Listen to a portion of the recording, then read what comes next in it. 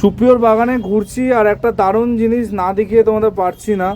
বোগানভিলে তো অনেক দেখেছো, তো সুপ্রিয় বলুক। সুপ্রিয়, এই গাছটা স্পেশাল ব্যাপার কি আছে? স্পেশাল ব্যাপার বলতে এটা একটা চিত্রা রুট স্টক। হ্যাঁ। আমি ডালটা কেটে তখন চারা বানাতেও পারতাম না, ডালটা কেটেই টবে বসিয়ে রেখেছিলাম এক সাইডেই। আচ্ছা। ওটাই একটা গাছ হয়ে যায়। আচ্ছা। তো আমি ভাবতে ভাবতে শুরু করি যে এখানে যদি গ্রাফটিং করি আমি, যেহেতু আমার কাছে দুটো চিত্রা আছে, হ্যাঁ, তো ওই থেকেই গ্রাফটিং এর পথ চলা শুরু। আচ্ছা। এবং আমি এখানেই এই গাছেই আমার মানে হাতে খড়ি হয় গ্রাফটিং এর। আচ্ছা। প্রথম আমি এই গাছেই লাগাই, লাগাতে লাগাতে অনেকগুলো হয়ে গেছে। কতগুলো আছে এরকম গাছটার মধ্যে বসানো? এখানে আপাতত 8টা গ্রাফটিং করা আছে, কিন্তু তার মধ্যে 7টা ভ্যারাইটি আছে।